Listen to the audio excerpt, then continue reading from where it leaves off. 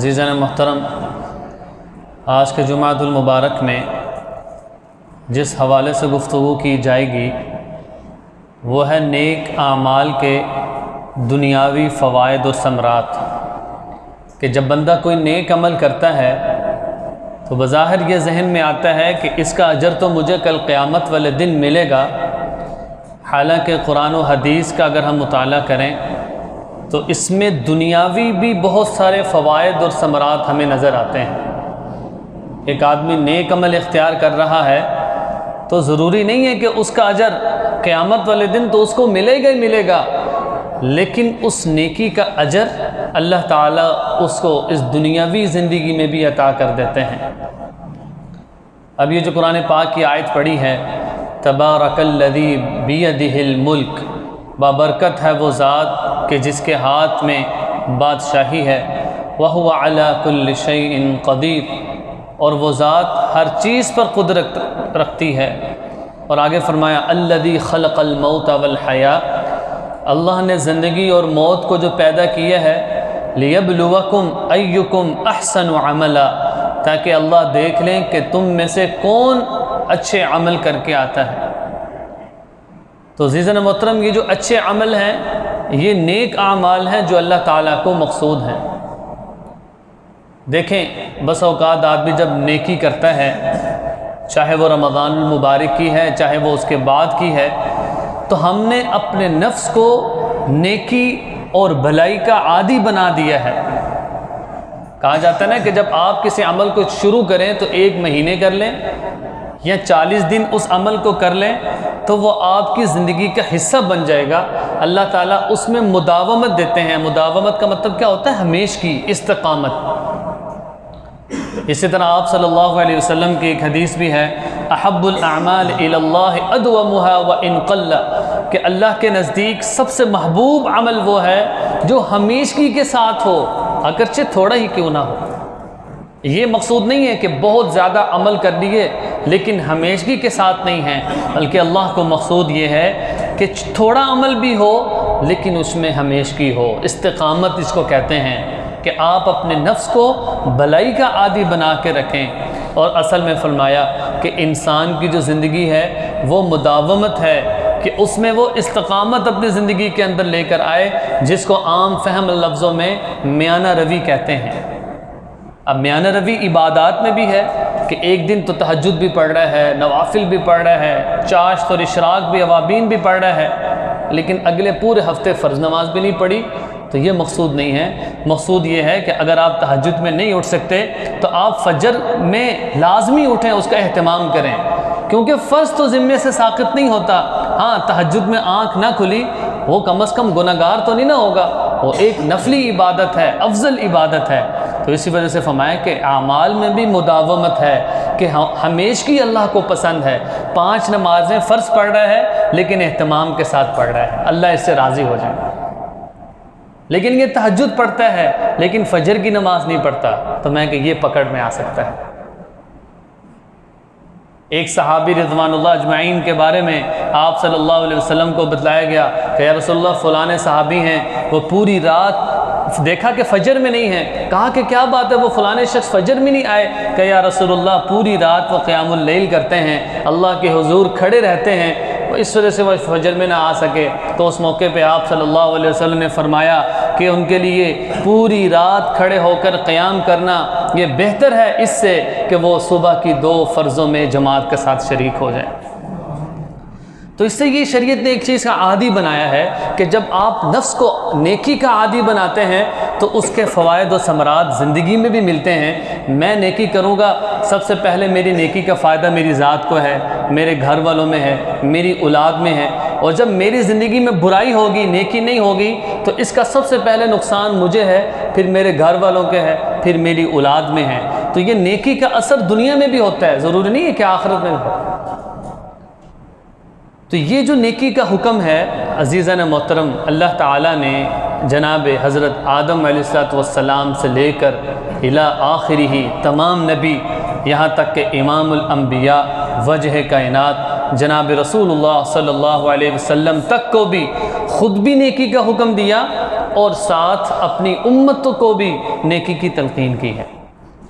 اور اگر صحابہ کی زندگی میں دیکھیں تو حضرت ابو بکر صدیق رضی اللہ عنہ خلیفہ اول سے لے کر آخری صحابی تک ان کے مزاج میں نیکی کرنا بھی تھا اور لوگوں کو نیکی پر لانا بھی تھا۔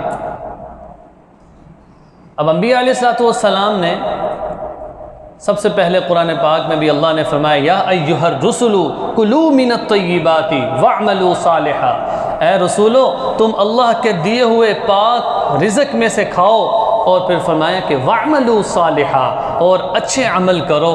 گویا کہ خود نبی بھی اس بات کا مکلف ہے کہ وہ اچھے عمل کرے، ورنہ کوئی کہے کہ نبی کو نیکی کا کیا حکم دینے کی ضرورت ہے، اس کے مزاج میں ایسی، میں کہ نہیں، ہر ایک کو ضرورت ہے۔ پھر اگر بات کی جائے کہ نبی آگے بات کیسے پہنچاتا ہے، اللہ تعالیٰ نے اس کی بے شمار قرآن پاک میں مثالیں ہیں۔ بہت سارے انبیاء، خاص طور پہ حضرت نوح علیہ السلام کا بھی تذکرہ کیا ہے، اور پھر اسی طرح حضرت موسیٰ علیہ السلام کا بھی تذکرہ کیا ہے، حضرت ابراہیم کا بھی تذکرہ کیا ہے۔ یہ وہ جلیل القدر نبی ہیں کہ جنہوں نے خود بھی نیکی کی ہے اور خاص طور پہ اپنی امت کو نیکی پہ لانے کے لیے نہایت مشقت برداشت کی۔ حضرت نوح علیہ السلام کے بارے میں آتا ہے، سورہ نوح بھی ہے، اور اس کے علاوہ فرمایا وَلَقَدْ أَرْسَلْنَا نُوحًا إِلَىٰ قَوْمِهِ فَلَبِثَ فِيهِمْ أَلْفَ سَنَةٍ إِلَّا 50 عَامًا، کہ ہم نے نوح علیہ السلام کو ان کی قوم کی طرف بھیجا، وہ 950 سال اس قوم میں رہے۔ فَأَنْجَيْنَاهُ وَأَصْحَابَ السَّفِينَةِ، اللہ نے جب ان کے قوم کو جب غرق کیا، جب انہوں نے حضرت نوح کی بات کو نہ مانا، فرمایا کہ ہم نے حضرت نوح اور ان کے ساتھ جو لوگ ایمان لے کر آئے تھے صرف ان کو ہدایت دی ہے۔ یہاں تک کہ سورہ نوح کی آیات ہیں قال رب انی دعوت قومی لیلا ونہارا، جب بطور حجت کے حضرت نوح علیہ السلام اللہ کے سامنے ہوں گے تو وہ فرمائیں گے قال رب انی دعوت قومی لیلا ونہارا۔ اب یہ نیکی ہے، اے اللہ میں نے اپنی قوم کو رات کو بھی بلایا، دن میں بھی بلایا۔ وَإِنِّي كُلَّمَا دَعَوْتُهُمْ لِتَغْفِرَ لَهُمْ جَعَلُوا أَصَابِعَهُمْ، کہ جب بھی میں ان کو بلاتا تھا وہ بھاگ جاتے تھے، جَعَلُوا أَصَابِعَهُمْ فِي آذَانِهِمْ، اپنی انگلیاں اپنے کانوں میں ڈال دیا کرتے تھے کہ ہم نہیں تمہاری بات سنتے۔ وَاسْتَغْشَوْا ثِيَابَهُمْ، اپنے چہروں پہ کپڑے رکھ لیا کرتے تھے کہ یہ ہمیں دیکھ نہ لے۔ وَأَسَرُّوا وَاسْتَكْبَرُوا اسْتِكْبَارًا، اور فرمایا کہ وہ جب گزرتے تھے تو تکبر کر کے گزرتے تھے۔ تو یہ نبی ہیں اللہ جن کی تربیت کر رہے ہیں کہ خود بھی نیکی اختیار کرنی ہے اور اپنی قوم کو بھی نیکی پر لے کر آنا ہے۔ بہت ساری آیات اس بارے میں بھی ہیں، اور حضرت نوح علیہ السلام نے اکثر نماز میں یہ رکوع پڑھا جاتا ہے وَقِيلَ يَا أَرْضُ ابْلَعِي مَاءَكِ وَيَا سَمَاءُ، اور حضرت نوح علیہ السلام جب عذاب آ گیا تو انہوں نے سوچا کہ یہ میرا بیٹا ہے شاید یہ بچ جائے گا، تو اللہ نے فرمایا قَالَ يَا نُوحُ إِنَّهُ لَيْسَ مِنْ أَهْلِكَ، اے نوح اگر کسی بندے نے تمہاری بات نہیں مانی تو وہ تمہارا اہل نہیں ہے، وہ تمہارا رشتہ دار نہیں ہے۔ بیٹے نے بھی بات نہیں مانی ہے تو فرمایا کہ اللہ نے اس کو بھی ناکام کیا۔ پھر اسی طرح اگر حضرت ابراہیم علیہ السلام کی خود بات کریں تو اللہ نے خود ان کی طبیعت میں رکھا، ان کو بار بار حکم دیا کہ یہ جو نیک عمل ہیں یہ دنیاوی زندگی کی بنیاد ہیں، یہاں تک کہ حضرت ابراہیم علیہ السلام نے اپنے رشتہ داروں، یہاں تک خود ان کے باپ کے بارے میں قرآن پاک کی ایک رکوع ہے وَاذْكُرْ فِي الْكِتَابِ إِبْرَاهِيمَ، آپ ان کے سامنے ابراہیم علیہ السلام کا تذکرہ کیجئے، إِنَّهُ كَانَ صِدِّيقًا نَبِيًّا، وہ بڑے پکے سچے نبی تھے۔ اذ قال لأبیہ یا ابتی، جب انہوں نے ایک مرتبہ اپنے والد سے کہا اے باپ لم تعبد ما لا يسمع ولا يبصر ولا يغني عنك شيئا، آپ ان بتوں کی عبادت کیوں کرتے ہیں جو نہ دیکھ سکتے ہیں نہ سن سکتے ہیں نہ وہ کسی کے کوئی کام آ سکتے ہیں۔ اور پھر فرمایا یا ابتی انی اخاف ان یمسک عذاب من الرحمن، میں ڈرتا ہوں کہ آپ کو اللہ کا عذاب نہ پہنچے۔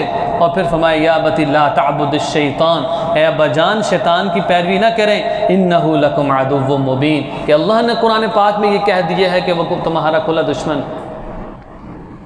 یہ پورا رکوع حضرت ابراہیم علیہ السلام ہیں، وہ اپنے والد کو نیکی کی دعوت دے رہے ہیں۔ پھر میں قال اراغب انت عن آلہتی یا ابراہیم، آگے سے والد نے کہا اے ابراہیم کیا تو ہمیں ہمارے آباء و اجداد کے دین سے ہٹانا چاہتا ہے؟